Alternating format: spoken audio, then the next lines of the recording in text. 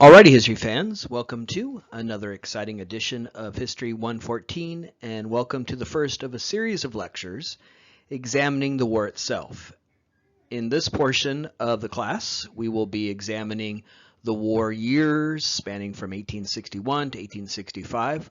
We'll do our best in the limited time we have together here to take a large-scale holistic view of the Civil War. Certainly we'll talk about battles and key turning points in terms of the military history of the war, but we'll also talk about the totality of the Civil War, the idea of the Civil War as a total war, and account for the many ways in which the nation as a whole was affected by this conflict. In this first lecture on the war itself, we'll talk about the first 2 years of the war, a period that's known as the era of Southern ascendance, where, as we'll see, the South is winning the war clearly, conclusively. It is racking up victory after victory, exacting large casualties, even invading the North and taking territory, exacting a great psychological toll on the North. Here in this first lecture, we'll talk about that process, that development of great victories for the South, the era of Southern ascendance, where the South is winning the first 2 years of the war. And by late 1862, it appears as if the South is about to win its independence, that this effort to secede from the Union and dismantle the United States would prove to be successful. It's important to understand that, not only to have a sense of this portion of the war, but because, as we'll soon see, the ascendance of the South, its ability to rack up victory after victory, being on the auspices of a great victory, will motivate Lincoln to do what he will steadfastly refuse to do in the first phase of the war: turn the war from one to preserve the Union to one to end slavery, targeting the South at its core in a desperate effort to shift away from the period we will examine in this lecture, where the South is ascendant and achieving this military success.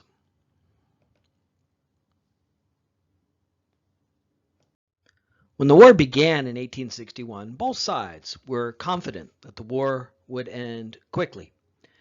The war began, as we said, rather inauspiciously with that battle at Fort Sumter, where there was only one death, a Confederate horse. And when the war began, both sides were confident that the war will go quickly, that few will die. The North was confident because it seemed to be replete with advantages that seemed to indicate that it would win a swift victory with few casualties. The North had far more people. It had the weight of numbers on its side. 22 million people in the North, only 9 million in the South. And of the 9 million in the South, more than 3 million were enslaved people and therefore ineligible for military service. One of the many myths surrounding the Civil War is the myth of the Black Confederate. The Confederacy never really accepted the idea, possibility of forcing slaves to fight in the Confederacy. This is a myth, the myth of the Black Confederate, that was part of the effort to redeem the South and, again, occlude, mask the true cause of the Civil War. There was no way that the Confederacy was actually going to arm black men and press them into service as soldiers. So you may have learned that myth, that lie of the Black Confederate soldier. It did not happen. No African Americans fought for the Confederacy. And the idea of arming black men and having them fight as soldiers in the Confederacy is the exact opposite of the ethos and spirit of the Confederacy as you've learned about it in this class, that prized racial hierarchy, that feared black men, and certainly was going to be disinclined to arming them. The discipline and temperament involved in soldiering was imagined to be, again, not something that African Americans held in the racist beliefs of the South. So, yes, there were millions of enslaved people in the South, and the Confederacy will force them to continue to work as slaves and also force them into support capacities to help in the war effort, but they were not seen as eligible to serve as soldiers.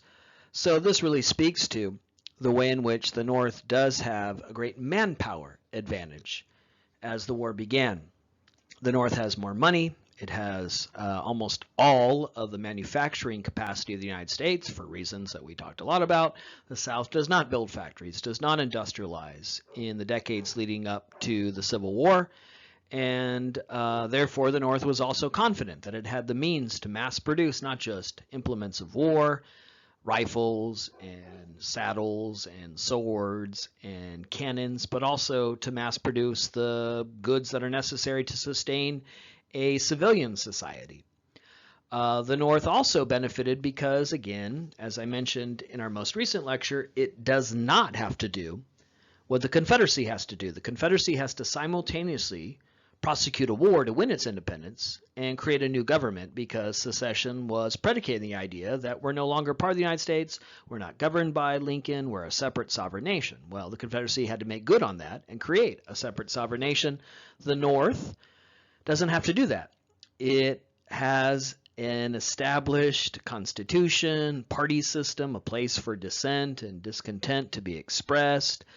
There were still Democrats in the North, and they remained in the North. They remained loyal to the Union. They're vital to Lincoln's efforts to maintain and prosecute the Civil War. Lincoln will have to run for re-election in 1864 in what I will argue is the most important election in our nation's history. But there was a party system, there was a government system, there was a political tradition, there was a legitimate government in place in the North. The Confederacy has to do that on the fly while also simultaneously trying to prosecute a war. And so not having to do that, a North with an extant existing political system, various means for channeling discontent and dissent, would be a great advantage for the North. It has more railroads, more roads, more canals. It was again transformed in the ways we described by the Transportation Revolution, which meant it could not only mass produce not just military implements, but also all sorts of other necessary goods, and then get them to places of scarcity, get them to markets, and in the prosecution of the war itself, get things to the soldiers that need them. So this is why the North in 1861 was so confident that this will be over in a few months. This is why Northern boys will avidly volunteer to serve, confident they'll be home in a few months after experiencing a bitchin' manly camping trip. We'll go off in the woods, fire a few shots, and come home heroes. The North was confident in this. It would enjoy high volunteerism among people who are eager to fight because they said, look, we got more people, we've got more money, we've got more factories, we've got all the railroads. We're going to crush the South. This will be over in a few months, and we'll all come home unscathed heroes. Of course, we know that's not what happens. We know that the war will go on for 4 years and hundreds of thousands of people will die. But when the war began in 1861, this was the sentiment in the North, that because of all the advantages that the North holds, they'll be able to quickly overwhelm the South and force the South into a quick capitulation, and the Civil War will end, and this will likely be a minor event in American history. The South, despite these hardships that are indicated in the advantages the North has, had its own reasons for being confident of victory. The South, too, believes the war will be over quickly, few people will die, and they will achieve a great victory. One was that the South was sort of a huge, expansive territory that could allow it to really absorb the attack from the North, marshal and move resources in a judicious and smart fashion. There's really no border for the South. What is the western border of the Confederacy? It's unclear. That's really, again, one of the issues that led to the war itself, the West and what the West was and what the West could mean. And during the Civil War, the South believes it could fight sort of a hit-and-run, guerrilla-type effort necessitated by its small numbers, and then retreat to the West, retreat to the sprawling westward reaches of the South, and then strike again. During the Civil War, when it's apparent very early that slaves are taking advantage of the Civil War to run away, the South will funnel their slaves out west to places like Texas, to protect what they see as their asset, their property, and prevent them from running away and unraveling slavery from within. Right now, there's a lot of attention, good attention, and behind an effort to make Juneteenth a national holiday. Juneteenth is the day where the last slaves in June of 1865, months after the fall of the Confederacy and the surrender at Appomattox, when they would be informed of their emancipation. The reason why slaves in Texas, who are the last to hear about this, would not be informed of their freedom for months after the fall of the Confederacy is that they were in this far westward reach of the Confederacy. And it took a while for Union forces to make their way all the way to Texas. And that, again, speaks to how the South has this sort of almost limitless western border. And they would send their slaves out, force their slaves out west in an effort to prevent them from running away. And because of that, those would be the last slaves to be informed of their freedom. So there's a geographic advantage that the South hopes to employ. Also, the North, when it invades the South, is attempting to prevent secession, prevent these states from seceding from the Union. So that means that when it invades the South, it has to hold the South. The whole goal for the North is to hold these states in the Union by forcing them back in the Union through occupation. The South doesn't have to do that. The South does not have to take 1 square inch of Northern territory because the South is hoping to convince the North through military action and victories to stop their efforts to hold on to the Union and allow the South to secede from the Union. So all the South has to do is hit the North hard enough to convince them to back down and allow the South to secede from the Union and exist as a separate sovereign nation, the Confederate States of America. So the South is not obliged to hold territory. It's not obliged to advance and hold territory. It can fight as this sort of insurgent effort. Hit the North hard, back down, or retreat, hit it again, and cumulatively convince the North to give up this effort. Now, as we'll soon see, in this period of Southern ascendance, where the South is winning every major battle, it will invade the North. It doesn't have to, but it will, because it realizes what a psychological blow that will mean to the spirit, psyche, and morale of Northerners. Northerners believe this will be over quickly. We're going to quickly defeat the South. There'll be few, if any, casualties. So to have the South so successful that it's invading the North, it's piercing into the North, it's taking territory in the North, it's actually making territorial gains that it doesn't need, well, that does exact a great psychological toll on the North. And so they do it even though they don't have to. They do it because they're so successful. But in terms of war goals, the South doesn't have to take 1 square inch of the North. And that's in contrast to the burden that falls on the North to invade the South, hold the South, force the South again into surrender, and preserve the Union.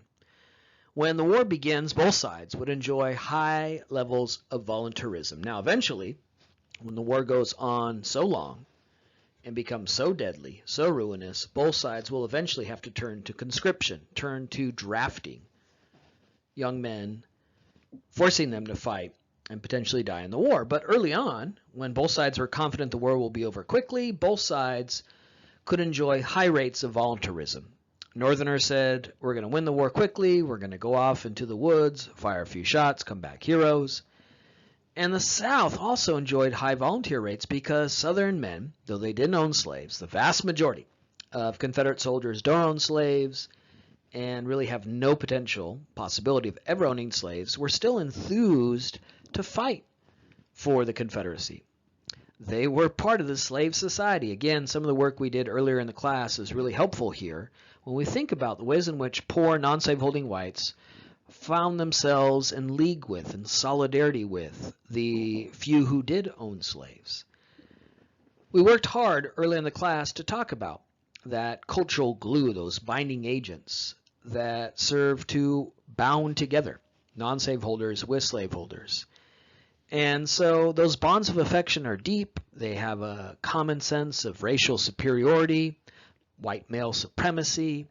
They fear emancipation. They fear being, again, sublimated by the North. And so Southern young men who don't own slaves are very motivated to fight for those body of ideals, that whole set of cultural values of the slave society. And so though the South is really dwarfed in terms of numbers by the North, the people who are willing to fight are determined. Okay, so we've talked a lot about how the South has this problem of trying to create a government on the fly, create a government as they are going forward prosecuting the war. And we talked in the previous slide about how the North doesn't have to do that, and it's a great advantage to the North, that Lincoln inherits an already existing, functioning political system with legitimacy that's been around for 80 years. The South has to create its own government, but it will not hold elections during the war. Remember, Jefferson Davis is selected as the president of the Confederacy because he's envisioned as sort of an interim figure who will shepherd the South through the first necessary stage of its history, winning the war. And because he was a military man, a graduate of West Point, he was thought to be the right man for the job. He won't prove to be the right man for the job, but more about that later. But because he was seen as sort of this interim figure, the idea was, well, he'll get us through the war, and then we'll have elections, and we'll elect a guy who's a little bit more popular and able to govern this new nation we're creating, the Confederate States of America. So there wouldn't be national elections held in the Confederacy during the war, and that meant Jefferson Davis didn't have to go out and appeal to voters and potentially put his leadership up for scrutiny and questioning. Now, Lincoln does have to do that. Lincoln has to go in 1864 to the American people and run for re-election. Of course he does. His whole argument is, I'm here to preserve the Constitution and maintain the United States, and the Constitution mandates that, right? And so he runs in 1864, and he runs in 1864 against an anti-war candidate, a man who says, elect me and the war ends, and your son comes home alive. And that's what will make the election of 1864 such a consequential election. Furthermore, when Lincoln runs for re-election in 1864, he is running then as a president who has now signed the Emancipation Proclamation and prosecuted the war now in the name of ending slavery. That's on his record, and that's not necessarily a popular opinion in the North. He is the president who is forcing conscripts to now fight and die for black liberty. And he's got to go to the American people and say, re-elect me. 4 more years of this.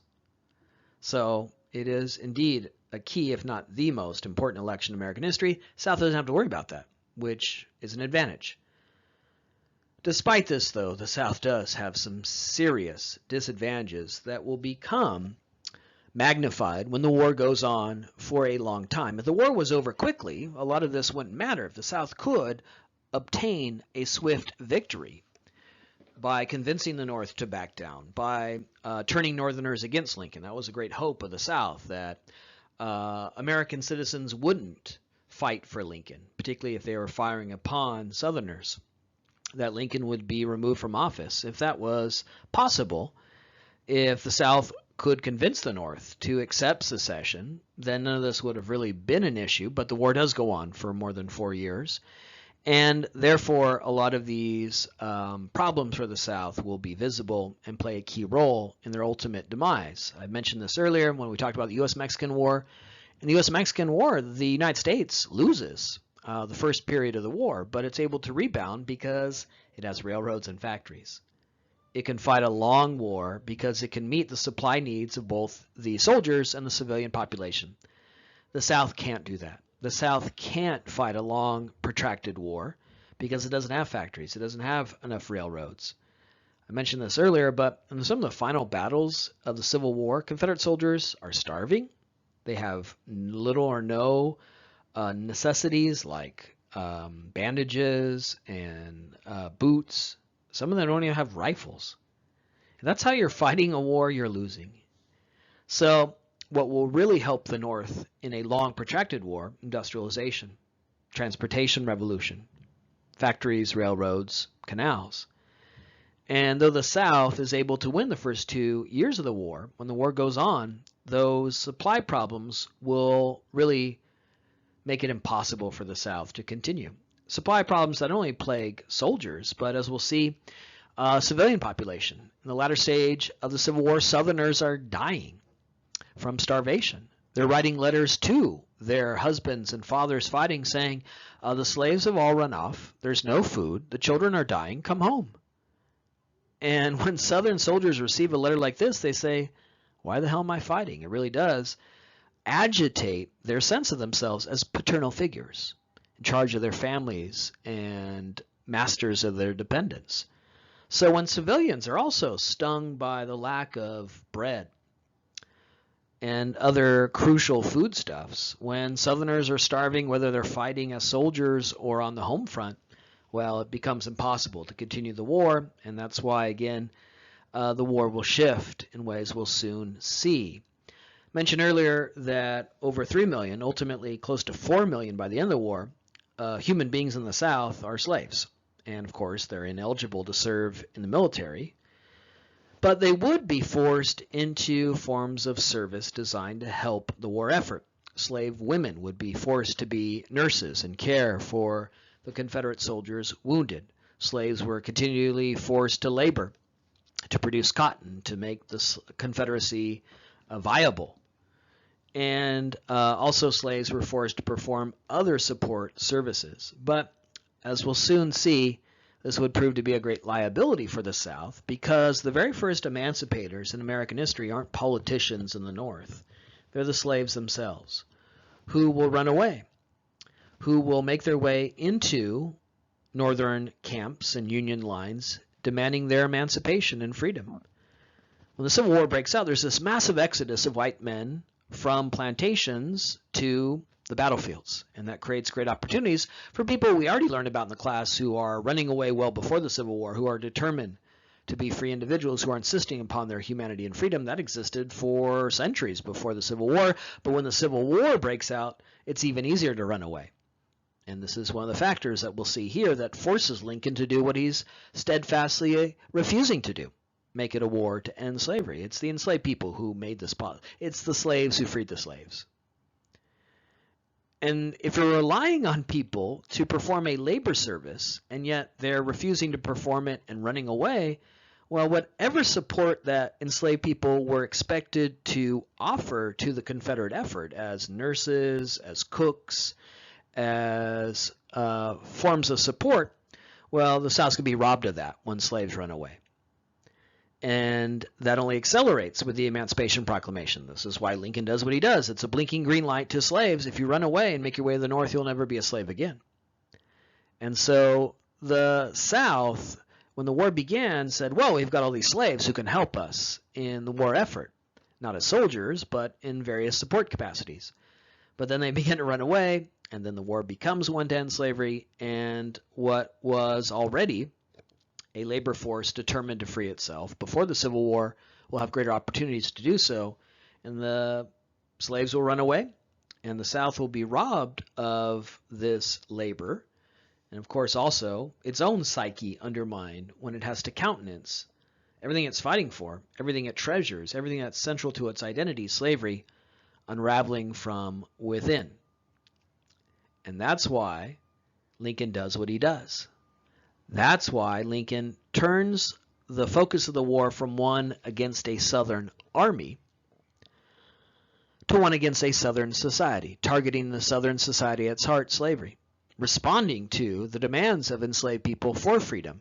He realizes that if he turns the focus of the war to slavery, if he robs the South of its very identity, if Southerners do have to countenance everything they are invested in unraveling, well, it's going to hasten the defeat of the South. So we'll soon see emancipation as a wartime strategy. It's not Abraham Lincoln one day waking up and saying, you know what, I'm an abolitionist now.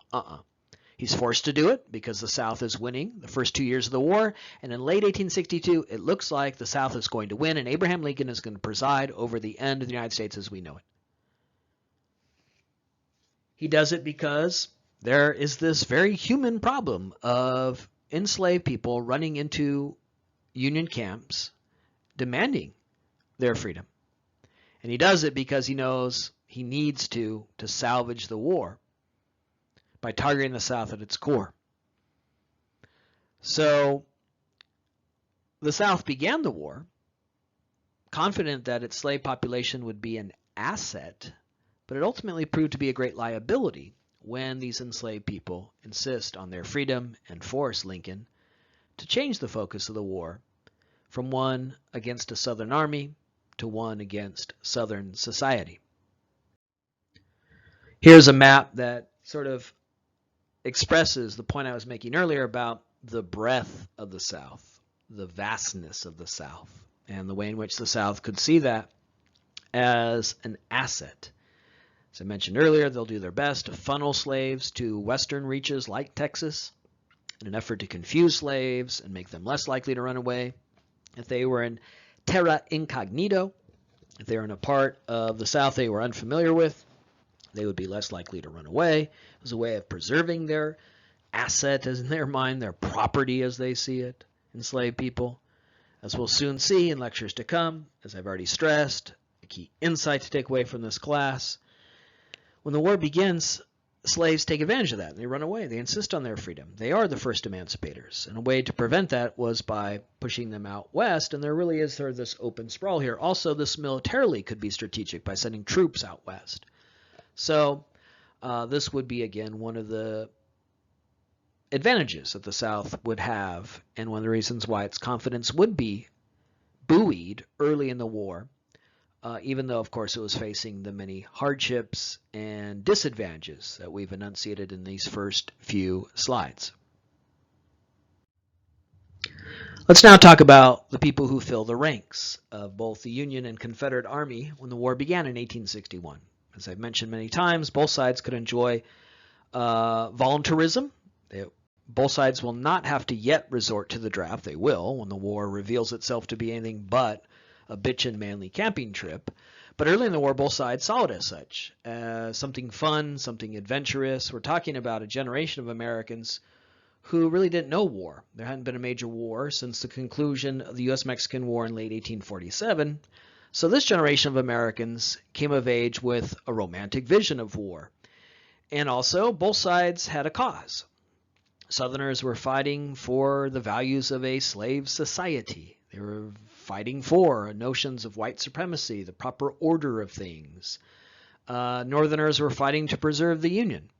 They were fighting for, in their mind, a vision of the United States that was deeply threatened by the South and its actions. So both sides enjoyed high rates of voluntarism, young men who were willing to fight as a chance to prove their valor, their bravery.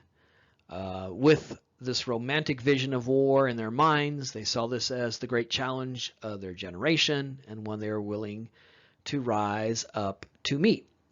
But few, if any of them, had any real experience with what war is all about. War is not romantic. War is not a bitch and manly camping trip. It's brutal, it's grisly, and as we'll soon see, that was revealed to soldiers in the first few major battles of the war. The first battle of the war might have been one in which rebel soldiers in South Carolina exchanged volleys with a few soldiers at Fort Sumter.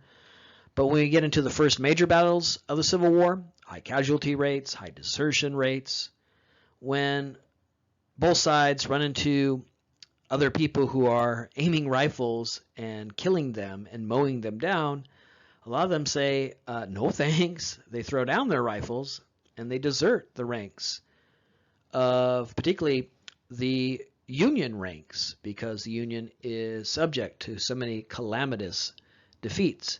In the North, we're talking about young men from farming families in the western reaches of Indiana and Illinois, urban laborers, shopkeepers in the North, in that new wage labor economy, and very few who are conscripted.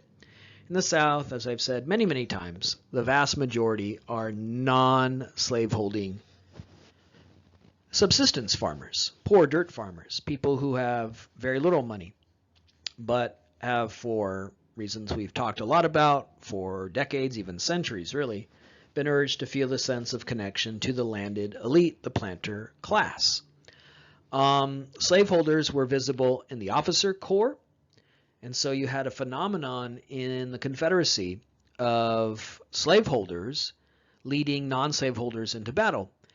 And early on in the war, that's not a problem. Early on in the war, for a couple of key reasons, that class divide and class cleavage is really invisible. One reason is, again, all the bonds of affection and solidarity that the non-slave holding whites hold. They see themselves in union with and league with the slaveholders. They're fighting for the same thing, a notion of how things should be ordered, white men in charge. Another reason why this class divide between slave-holding officers and non-slave-holding foot soldiers is that early on in the war, the South is winning. And victory is a great way of maintaining loyalty, confidence, and unity. It's only when the war goes so terribly bad for the South that, as we'll see, class divisions will flare. And towards the end of the war, you'll see, you could see it right there in the diaries, letters, the primary source documents penned by Confederate soldiers. They'll say, what the hell am I fighting for? They'll get those letters from their wives and mothers saying, again, children are starving, the slaves have all run off if they had slaves, come home. And they'll throw down their rifles and they'll come home. So eventually, class divisions will flare. And we'll talk about that. But early in the war, no, because bonds of affection were deep and victory was a way of maintaining unity. A good way of thinking about this transition, where early in the war, class divisions are muted and racial solidarity ultimately maintains a bond, concerns the 20 Negro Law. This is the language of the law, so forgive the language here, but we're talking about the very language of the law passed by the Confederacy.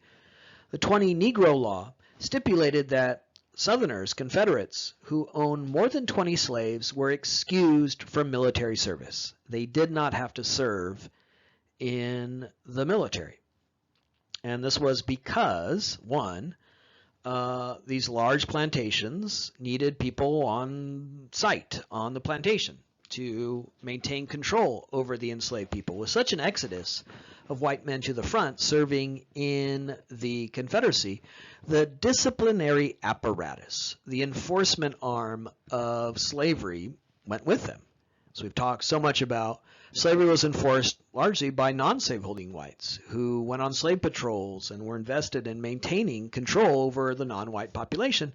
But they're off fighting. They're off fighting in the battles of the Civil War. So who's going to keep an eye on the slaves? And as a result, the 20 Negro Law was passed, which said if you own more than 20 slaves, you're not obliged to fight in the war, and so the war would really be fought by non-slaveholding whites. Another reason why this wasn't controversial was that, of course, for the Confederacy to be viable, for it to be successful, it needs slavery. It needs slavery not only because of the slave society and values that undergird the entire effort and enterprise and maintain white male solidarity, but the Confederacy was dependent on slave labor. It needed people to grow cotton and sell that cotton for the very revenue necessary to prosecute the war and maintain the Confederacy as a separate sovereign nation. So we need slaves to perform labor, so somebody's got to be there to force them onto those plantations to labor. Early on in the war, 20 Negro Law was broadly supported for these reasons. It was seen as necessary to maintaining control over slaves. If you are a non-slave holding white man who believes that slaves can never be free because they're inherently libidinous, that they're a threat to, again, your ability to protect your wife and daughter, of course you don't want slaves to be able to be free for that fear, for that reason. So you support this idea of keeping people on site to maintain control and discipline over enslaved people. It wasn't controversial because the South was winning. And so whatever class animosities might flare from the realization that poor guys are fighting so rich guys don't have to fight are muted because of success. But later in the war, the 20 Negro Law will be very controversial. It will be increasingly apparent that Poor guys are fighting and dying so that rich guys don't have to fight. So the Toy Negro Law is a key artifact in a transition we'll see over the course of the war, where the war began with great solidarity, enthusiasm, where there were non-slaveholding whites who were more than willing to fight. But when the war goes on long, it becomes a difficult, demanding struggle with high casualty rates when the North is now winning after 1863. This will become a major source of class divisions, class tensions, and play a key role in the unraveling of social solidarities that are vital to the Confederacy. It's hard to overstate the impact of the war. It touched everyone, as we'll talk about in our rather holistic approach to the war. We'll talk about generals and battles and turning points, but it's important to note that the war was felt hundreds of miles away from the battlefield. So, of course, for those who served, this would be the definitive event of their lives. But the impact of the war is not limited to those who served. This is a total war. We'll talk soon in a lecture to come about the idea, the argument that the American Civil War is the first total war. That term is often used to describe World War I, where you had the direct targeting of civilian populations, where it was really two nations or two societies at war rather than two armies. Well, that's in the early 20th century. A lot of those elements that define total war and make it so bald and visible in World War I are really present in the American Civil War 50 years earlier, with mass mobilization of civilians, with impacts on everyone, women, soldiers, children, the economy, the political system, debates about free expression, two societies at war, total war. And so the impact of the war is far-reaching. Anyone who lived through this had their lives permanently changed. Of course, many won't survive the war, but those who did would never forget it. 80% of white men in the South served. Half of all white men in the North served for decades after the Civil War. The experience of veterans were deeply woven into the society and politics of America. It's not until the early 20th century, decades after the Civil War, that we first elect a president who wasn't a veteran of the Civil War. William McKinley, elected in 1896 and reelected in 1900, was our last president that was a veteran of the Civil War. He was reelected in 1900, 35 years after Appomattox, 35 years after the end of the Civil War. He's assassinated in 1901, and that makes Teddy Roosevelt, his rather young vice president, the first president since the Civil War who wasn't a veteran of the Civil War. And we're talking about, 30 years after.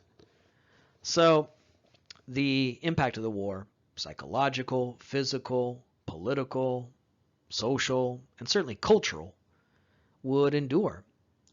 I made this remark in our first lecture, and it's one we'll return to here time and time again.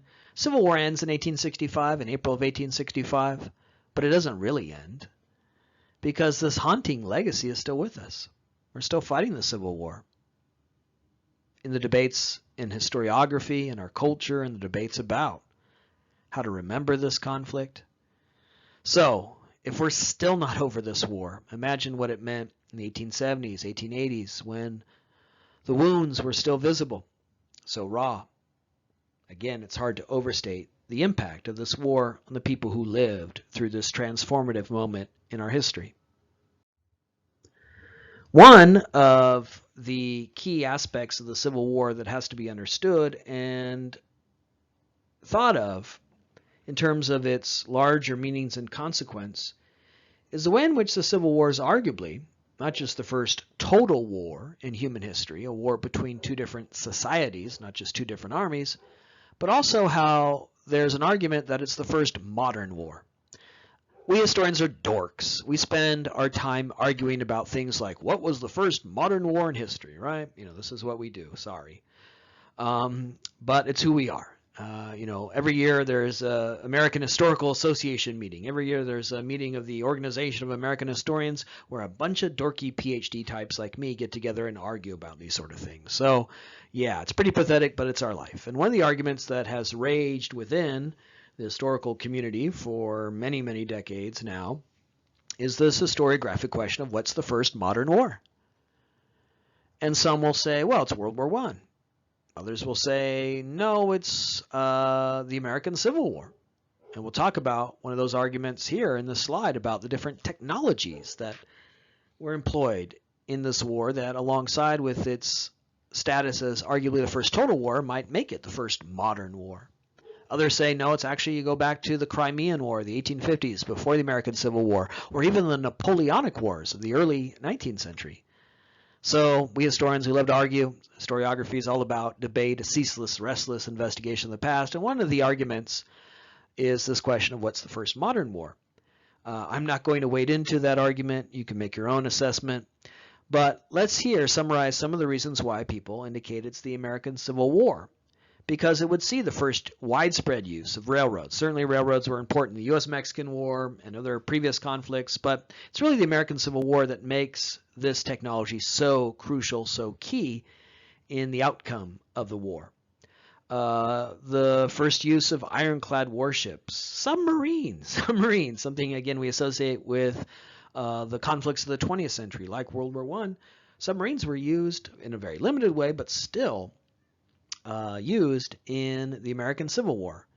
Balloons, hot air balloons. Now, they weren't used to bomb people. It's tough to make a getaway if you're in a balloon, right, going to bomb somebody. But they're used for reconnaissance and monitoring the war. Hand grenades. Telegraph was invented in 1844, but it became vital to the American Civil War, a war fought over a great expanse, ability to communicate. Lincoln relied on it a great deal. There is no satellite, cable television, internet in this period, so news and information moved slower than we would accept today, but it still moved in a way that's comparable to our age of the internet along electronic impulses on wires, which served to bound together people hundreds, even thousands of miles away. So there are all these new technologies that were either used for the first time or used in the most significant way for the first time in the American Civil War. I've mentioned now many times, and we're going to talk a great deal about this in lectures to come, the extremely high death rate of the Civil War. More Americans die in this one conflict than in all other wars in our nation's history combined. If you add up all the deaths from the Revolutionary War through the still ongoing war in Afghanistan, believe it or not, you are living through the longest war in American history. It's easy not to know that because so many of us are insulated from this conflict. If you don't have someone in the military, it's easy to ignore this. But the war in Afghanistan has now long eclipsed the American war in Vietnam as the longest war in our history, and there's no end in sight. But despite that interminable war in Afghanistan, if you add up all the deaths from the Revolutionary War through the still ongoing war in Afghanistan, you don't get to the death toll in the Civil War that some historians estimate as high as 700,000. One of the reasons why so many people died was that in the Civil War, the common foot soldier had in his hands a weapon of great accuracy and ability to inflict death. It's really in the Civil War that the rifle fully and completely replaces the musket as the main firearm used by ordinary soldiers.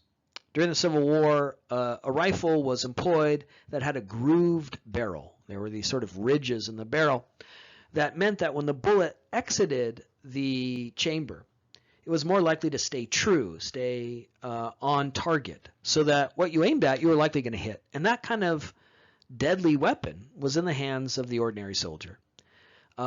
Even in the U.S.-Mexican War, a lot of soldiers were still using muskets, technology of the 18th century. Muskets were notoriously inaccurate. You had to load them in this very difficult and cumbersome way by dropping the ball into the rifle or musket, adding gunpowder, tapping it down, firing, then doing that process all over again. in the Civil War, the ordinary common soldier had this very deadly implement in his hands that didn't involve that difficult, cumbersome process of reloading, that could be quickly reloaded and fired again, that had a grooved barrel that meant whatever you aimed at, you're likely to hit. And so that's why such a deadly implement in the hands of the ordinary soldier, that's why, in part, so many people died in this conflict. Another technology that, again, wasn't new, but was for the first time fully utilized and exploited during the American Civil War was photography. Photography was invented in the early 19th century. So it wasn't something invented just during the Civil War, but the Civil War was the first widely photographed war. Matthew Brady, the famous photographer who took photographs of the luminaries of the Civil War, his photographs of Lincoln are very famous, where he took a picture of Lincoln in 1861 and then took a picture of Lincoln in 1865, and it looks like Honest Abe aged 40 years in those 4 years. So Brady was a very accomplished and acclaimed photographer who took photographs of some of the key figures in the Civil War, but he also went to battlefields after the conflict, and he took pictures of the dead. This is one of the reasons why I think the Civil War has this kind of haunting ability, how it never really ends. We never buried the dead. They're still here. They're still above ground. We can still see them through the photographs of Matthew Brady. Most of you have seen those photographs of dead soldiers after Gettysburg, after Shiloh, after Fredericksburg. And the Civil War is sort of the first time we saw that. It's really the first time photography could capture the brutality and grisliness of the war. Another way that photography played a role in the Civil War was it was really the first time that many who participated in the war had their pictures taken. Photography was very expensive in the 19th century, certainly in the 1860s. It was expensive, it was rare, it was sometimes dangerous, involved explosions of gunpowder. But with so many young men volunteering to fight in the Civil War, they often took their very first pay packet, their very first paycheck from the government, and they spent it at a portrait studio where they got their picture taken in their brand new uniform. For many, the first and only new pair of clothes they would ever wear in their lives. They were about to go on in their mind an adventure. They wanted to have this moment captured. And so another way in which photography played a role in the war was it was really a chance for Americans who had never had their picture taken, with photography so rare and expensive, to have it taken. And for many, it was the only picture ever of them in their lives, because so many never got a chance to survive the war and have their picture taken later in life. Estimates of the death range. For a long time, 600,000 was the agreed upon number. More recently, 620,000 was a more accurate number. And then, as I said, some historians set the death toll even closer to 700,000. So you will encounter different figures. Here in the slide, I'm using the most conservative estimate, right? This is another way that we can understand historiography. Remember, historiography is this continuing, restless investigation of the past. We learn new things. We have new means of calculating statistics in history. And so there is this ongoing debate about the death toll. It could be as high as 700,000, and maybe that will soon be the consensus number, and there'll be a lot of data, a lot of evidence to support that. But even if you hew to more conservative figures like 620,000, that's a staggering number. It would represent 5 million people based on today's population. Imagine if 5 million people, all Americans, died in a conflict spanning 4 years. That's a sobering thought. And that's what this nation encountered between 1861 and 1865. Again, more Americans die in this one war than in all of our wars combined, and that's because this death toll is cumulative for both Union and Confederacy, and we're treating the Confederacy as Americans, even though, of course, in their mind, they're Confederates. But if you recognize them as Americans and add them to the death toll, it's more than will die through all other wars in our nation's history combined. A lot of that figure comes again from these new means of war, deadly means like grooved barrels and rifles in the hands of ordinary soldiers, hand grenades. But the death toll is also a function of the lack of development in this period. The counter to this idea that the American Civil War is the first modern war or a war of such technological significance is the very primitive scientific knowledge in regards to medicine in this period. As much as we might have submarines and hand grenades and hot air balloons and railroads, all of these emblems of modernity and technological and scientific advance, in terms of health and medicine, we're still really in the medieval period here. In the 19th century, we knew very little about the causes of disease. This is well before the widespread acceptance of germ theory. Joseph Lister, he will have to spend his entire life to convince people of germ theory, and that's not until the late 19th and early 20th century. During the Civil War, doctors didn't wash their hands when they examined wounded soldiers. They would perform surgery right there on the battlefield in the dirt and muck.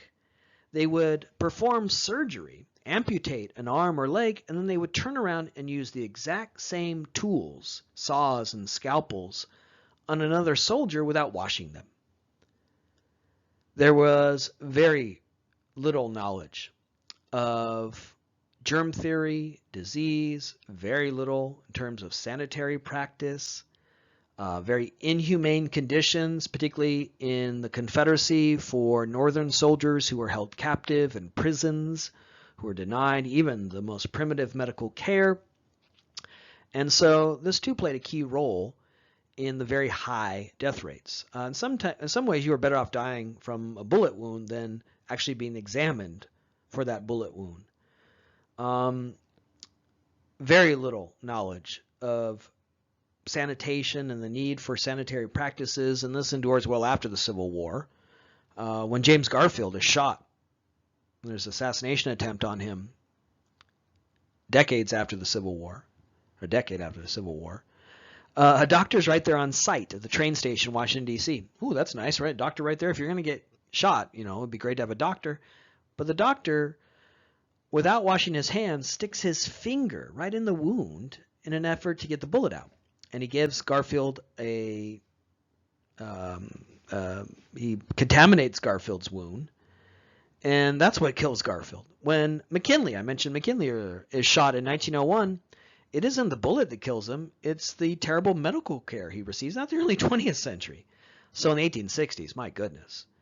Again, a very primitive, medieval era knowledge of medicine and disease, no knowledge of germ theory. And so that's why a lot of soldiers died not from their wounds, not from the battle, but from the terrible care they received, and that too played a role in the high death rate, and it's the counter to the idea that this is such a modern, technologically advanced war now when it comes to medicine and health. All right, for the rest of this lecture, let's talk about this era of Southern ascendance, where the South is winning the first 2 years of the war, forcing ultimately Lincoln into doing what he steadfastly refused to do, make this a war about slavery. We, in our very first slide in this lecture, enumerated a number of things that on paper seem to indicate a great advantage for the North. But what happens is that in the first phase of the war, every single one of those advantages that seem to be in place, the North is unable to utilize and activate. It had a lot of railroads, but in the 1860s, there was not a uniform gauge for railroads. Gauge refers to the length, really the width between the two rails of a railroad. And different states and different localities had different gauges. So you couldn't really link railroads together. You would have this phenomenon where railroad cars would have to come to an abrupt halt because they couldn't go down the tracks any further because the gauge widened or narrowed. So yeah, you had a lot of railroads, but you couldn't really link them up, and in doing so, supply the needs of an army fighting in northern Virginia. There was no national banking system. Andrew Jackson had destroyed the National Bank of the United States, and there was really no effort to put one back together until really the Great Depression in the 1930s. The country, for decades after the end of the Bank of the United States under Jackson, would really suffer from a lack of a centralized banking system, and that was baldly apparent in the Civil War, where there was this effort to mobilize the vast financial resources of the United States, but there was no really ability to do that, allow banks to loan to each other, facilitate credit, and make a liquid, fluid exchange of money possible because there was no coordinated or national banking system. No income tax to generate revenue. A lot of wealth in the North, but it was hard to, again, access and use for the purposes of prosecuting the war. Now, during the Civil War, Lincoln will, for the first time in American history, impose a national income tax. That too will be on his record when he runs for re-election in 1864. Not only is he the man who is presiding over this long and difficult war that has now turned out to be one to end slavery, but he's also responsible for levying the first income tax in American history. Now, after the Civil War, the income tax will be removed and won't return until the early 20th century. But the fact that Lincoln had to do that spoke to the inability with the existing system to generate revenue.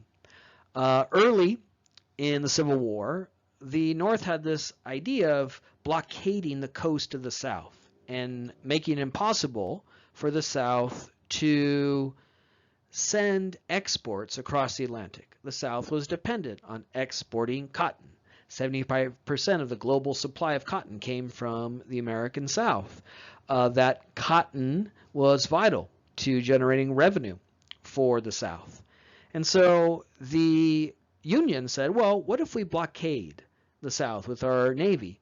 And they devised the Anaconda Plan, which sounds bitchin', right? You know, what a great name, the Anaconda Plan. Basically, we're going to wrap ourselves around the South, choke it off, blockade the coast like an anaconda. But the problem was that of the many vessels the U.S. Navy had, only half of them were powered by steam. They were still powered by wind power. And so it was really hard to blockade the coast because you couldn't really mobilize and move ships effectively when you were waiting for the wind to blow the right direction. Again, this is sort of a counter to the idea of the U.S. Civil War as a period of such technological advance. So the Union will fail to really effectively blockade the South until the latter stage of the war because of the lack of steam-powered vessels that could effectively enforce a blockade. So the North had a lot of factories, a lot of railroads, a lot of money, but it really wasn't able to skillfully employ that. It also had a lot of people, but that often proved to be as much of a liability as an asset because, yeah, there are a lot of young men who are willing to fight, but first off, they had little experience with what soldiering is all about. It's hard, it's physically grueling, it's demanding, it requires discipline and subordination. And these were young men who weren't used to any of that. They had this sort of romantic vision of soldiering.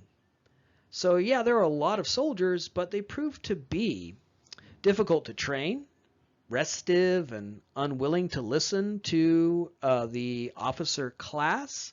This was a big problem for the officer class because they had to train so many soldiers, many of them unfit or disinclined towards soldiering. They had to press upon them in a way that itself was laborious and took away from their ability to plan and execute battles. As we'll soon see early in the war, when the South is winning and much more strategically using its limited resources, these young men, faced with now a flurry of bullets headed for their head and their body, will desert in mass, and that too will create a big problem for the Union. The South began the war mindful of its limited resources. It realized it had to fight in a very skillful, adroit fashion. It had to fight in sort of a hit-and-run, strategic way. And so, though the South began the war with so many disadvantages, it was mindful of that. It didn't have the false confidence that plagued the North, where they said, oh, we got so many people, we got so many factories, this will be easy, right? The South began the war saying, no, it's going to be hard in many ways because we are outnumbered, and that meant from the very beginning they were ready to fight in the fashion that would be necessary, this sort of hit-and-run, guerrilla-like fashion.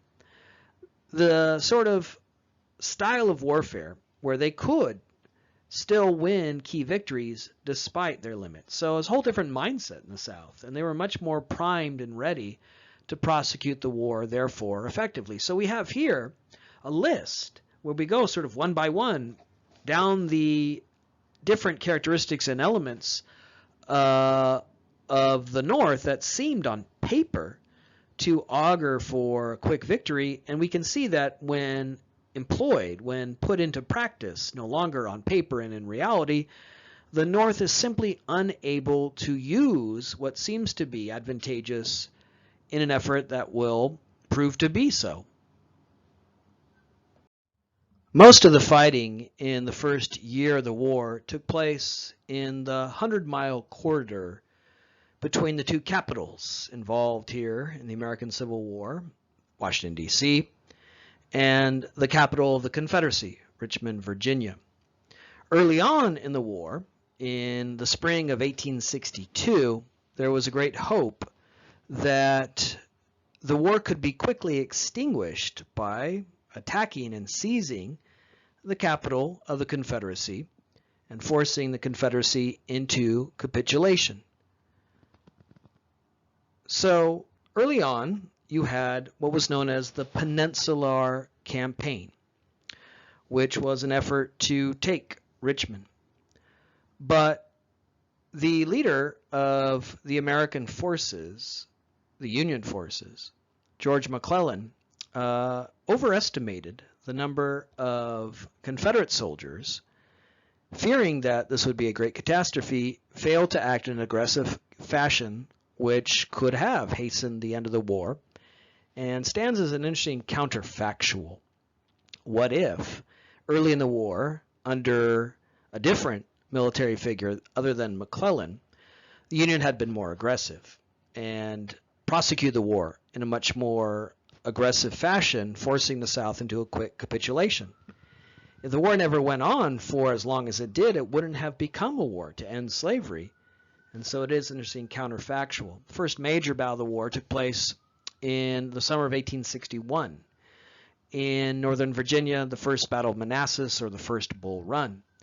And it is the first major battle, and with it the first great victory for the Confederacy, a clear, emphatic victory for the Confederacy, marked by high casualty rates, hundreds of Union soldiers killed, many more deserting, throwing down their arms. This was a moment that really disabused any Union soldier of the idea that this was going to be a quick affair. Here they saw firsthand what war was all about. And as a result, many of the Union soldiers who had volunteered with great enthusiasm for what was seen as a bitchin' manly camping trip threw down their arms and deserted. This was a sobering moment where now the Union, who had been previously so confident early in the war that the war would be over quickly, saw that the war would instead likely be a difficult task. Early in the war, Abraham Lincoln sees George McClellan, a veteran of the U.S.-Mexican War, as the leader of the Army of the Potomac, the main effort of the Union Army against the Confederacy in this 100-mile corridor. Mentioned earlier, one of the great counterfactuals, and there'll be many more to come. The Civil War is riddled with counterfactuals, things to think about. If it had gone differently, how would American history look different? It's probably, again, one of the reasons why the Civil War does arrest our historical imagination. There's a lot of interesting counterfactuals. One is this question of what if McClellan had been more aggressive? George McClellan had a very intense connection with his soldiers. He didn't like the idea of high casualty rates, and therefore he tended to be disinclined to aggressive action. As we'll see in some of our latter lectures on this issue of the war itself, Ulysses S. Grant wins the war in part because he is willing to fight a war of attrition and accept high casualty rates, finally employ that weight of numbers that's on the Union side. McClellan the opposite. McClellan was very hesitant to fight in an aggressive fashion because he didn't like the idea of losing any soldiers. McClellan also wasn't too committed to the cause of the war. He wasn't so committed to this idea, we have to preserve the Union. And throughout this early stage of the Civil War, he and Lincoln will really butt heads because Lincoln is trying to press him to be much more aggressive, when it's very clear that we could have ended the war quickly by seizing Richmond. This will, in so many ways, gall Lincoln, particularly as the war will go on and be so deadly and ruinous, and particularly in 1862, later that year, when Lincoln is seeing the possibility of losing the war. McClellan was unwilling to be aggressive. He wasn't really committed to the war effort. And eventually that will lead to Lincoln removing him from his position, as Lincoln desperately seeks a general who will prosecute the war in a much more aggressive and vigorous fashion. But that's not the end of the story, because George McClellan, after being removed from his position as the head of the Army of the Potomac, will later run for president opposing Abraham Lincoln in 1864 as the Democratic nominee. And he will run promising to end the war and allow the South to indeed secede from the Union in what is arguably the most fateful election in American history. So it's sort of like a telenovela here, the intrigue between these two men, the backstabbing. Early in the war, McClellan is the head of the main thrust of the Union Army here as it attempts to invade Northern Virginia and prosecute the war. But McClellan is disinclined to fight the war in a way that the North can really use its manpower advantage. There's many problems and defeats, and that will lead to a great antagonism between himself and Lincoln, and eventually Lincoln removing him and then him coming back and opposing Lincoln, seeking to unseat Lincoln and running as an anti-war candidate who promises to end the war, promises that your son will come home alive, albeit with the cost of the Union. When McClellan runs in 1864, he says we're in the war, and that basically allows the South to indeed exist as a separate sovereign nation. Early in the war, setbacks. Early in the war, defeats. Early in the war, for the Union, a frustrating inability to achieve even one victory, and a Confederacy that's racking up victories at literally a very high casualty rate for the North. The head of the Army of Northern Virginia was Robert E. Lee. Now, there's a well-worn account that has been very important in the apologetics for the South, that Robert E. Lee was offered a chance to serve in the Union Army. And this had been long employed by Southern apologists as a way of, again, framing Lee as anything but a traitor, as anything but a man who prosecuted a war against the United States, by saying, well, he could have been a Union general. It's true that when Lincoln was desperate early in the war for someone to lead his effort, he offered a commission to Lee, but Lee turned it down because Lee remained loyal above all, not to the United States, not to the Union, not to his commander-in-chief, but to his native Virginia. When Virginia secedes from the Union, Lee sides with Virginia. So it's a canard that this idea that he could have been a Union general, that he could have been loyal to the Union, he wasn't. He chose the South. He chose the Confederacy over the United States. Another one of the things that you often hear about Robert E. Lee was that he wasn't a slave owner. And so he wasn't really fighting for slavery. It, too, is a lie. It's also part of the lost cause mythology, all the efforts we talked about earlier to excuse the South. Lee inherited slaves when he married, and he is famous, renowned for his cruelty to those slaves, the beatings and intense violence. During the Civil War, when he invades the North, he presses black people into slavery. So Robert E. Lee is absolutely not a hero. and his statue should be torn down. He fought a war against this government. He was a slaveholder and a particularly cruel white supremacist.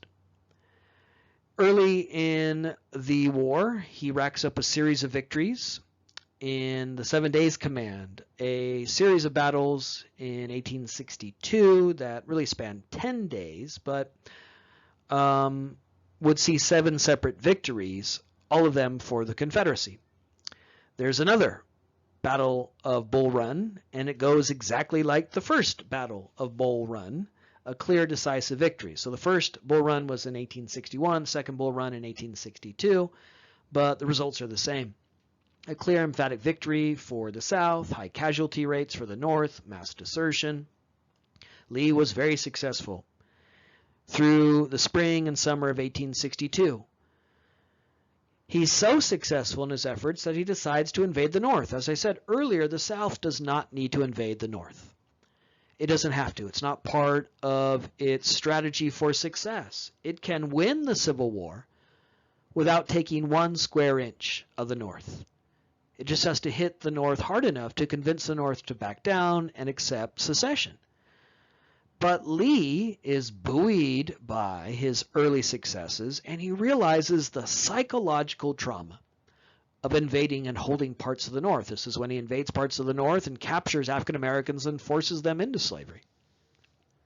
He knows that if he does this, if he invades parts of the North, when the North is supposedly going to win so easily, when Northerners have to countenance Southerners actually invading their portion of the nation, it's going to really undermine morale and do great psychological damage. And so he does at the Battle of Antietam, the deadliest day in American history. Over 4,000 would die, over 18,000 injured, more than die at Pearl Harbor, more than who die on September 11th, 2001 in the terrorist attacks. In the summer of 1862, it's very clear that this war will not be over quickly, that many people are bound to die. Soon after the victory at Antietam, another great victory for Lee at Fredericksburg. So heading into the late summer of 1862, the South, since the war began in 1861, has racked up victory after victory after victory. It has invaded the North. It has exacted high casualties against the North. It has led to great divisions within the Lincoln government. Question Lincoln's leadership ability. When Lincoln struggles to find a general who will prosecute the war in an effective way, it's not just a problem for Lincoln as commander-in-chief, but also Lincoln as politician. How will voters see him if he's such an inept president whose ineptitude is leading to mass death? So it's a dire situation. This is the era of Southern ascendance. This is the period where the South is winning every major battle, and it wasn't supposed to be like this. The North was confident early in the war that it could quickly achieve a victory. Victory seemed to be slipping away, and by September of 1862, Lincoln is now seeing the possibility that he may preside over the end of the United States. He will be the president who will go down in history as the president who failed to keep the Union together, who presided over the dismantling of the United States and the creation of the Confederate States of America. In late 1862, it's increasingly clear the South is going to win. This is why Great Britain is poised at this period to enter into the war on the side of the South, because they figure the South's going to win anyways. We might as well be on the winning side. And Great Britain was very dependent on Southern cotton for its textile industry. This, again, is not simply introduced to you as the military history of the war, the course of the war in terms of battles. It's introduced here because now you can start to see one of the factors why Abraham Lincoln, who was never an abolitionist, who denounced abolitionism, who ran his entire political career critical of abolitionism, who was sworn in 1861 in this very conciliatory way, saying, I'm not seeking to interfere with slavery, will in September of 1862 sign the preliminary Emancipation Proclamation. Why does he do this? He has to. He's desperate. It's a Hail Mary effort to change the course of this war, preempt British recognition of the Confederacy, and salvage victory that might salvage the United States as we know it.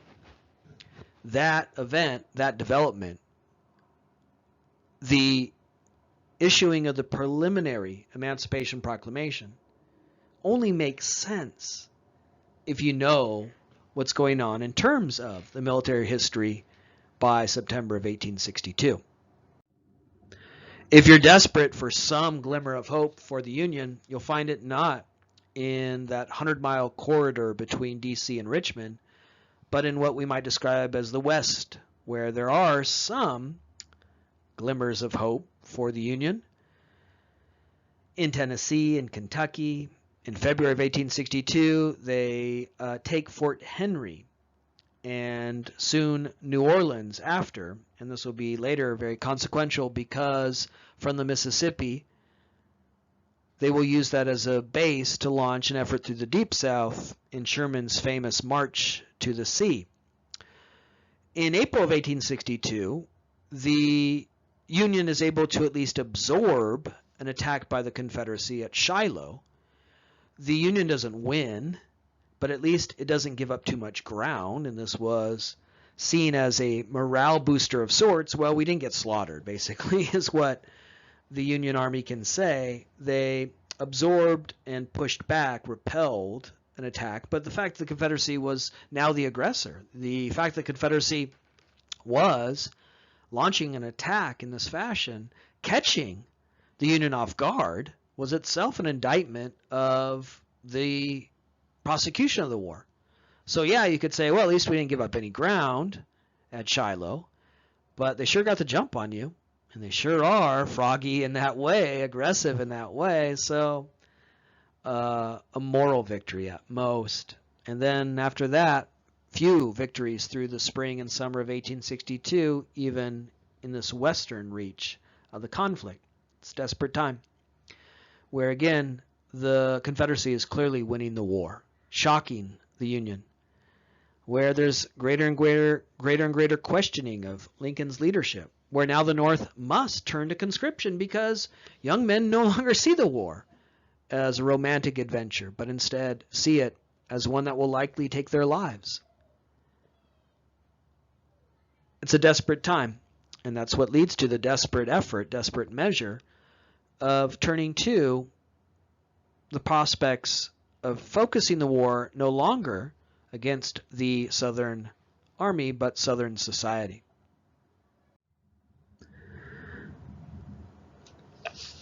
There are so many intriguing telenovela aspects of the American Civil War, and again, that's probably why it has this ability to fascinate us.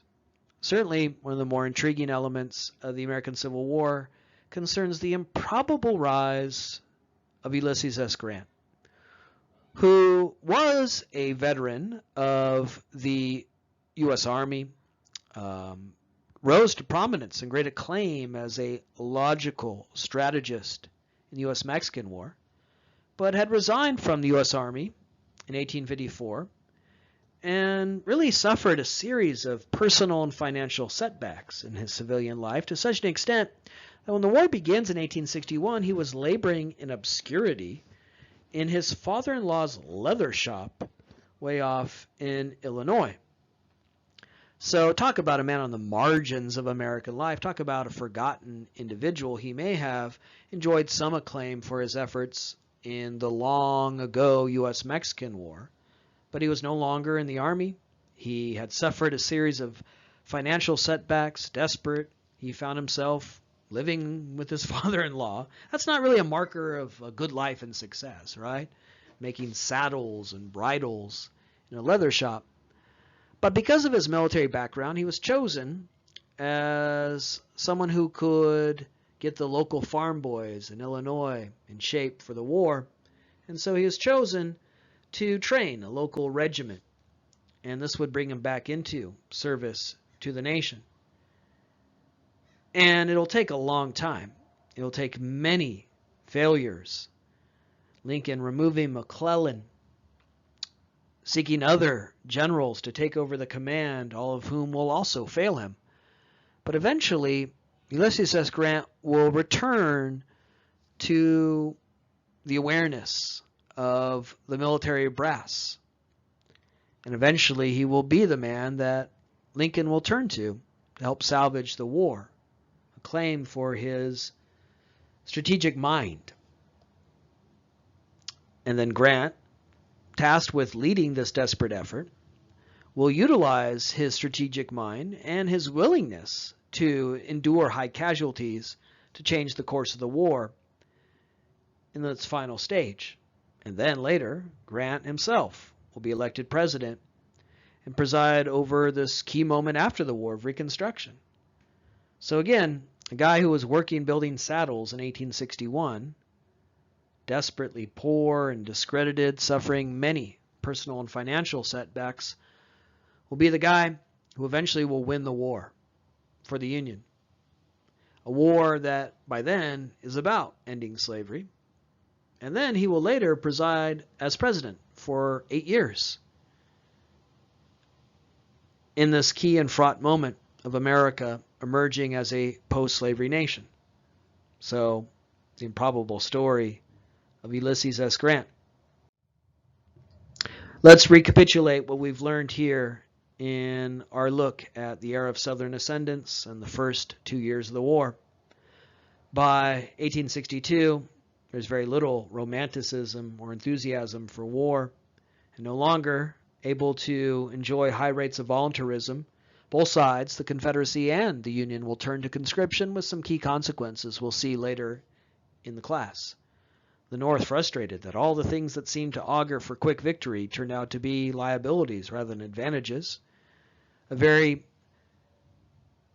successful run for Robert E. Lee, who was able to string together a series of victories and seemingly indicate by the summer of 1862 the Confederacy was likely to prevail.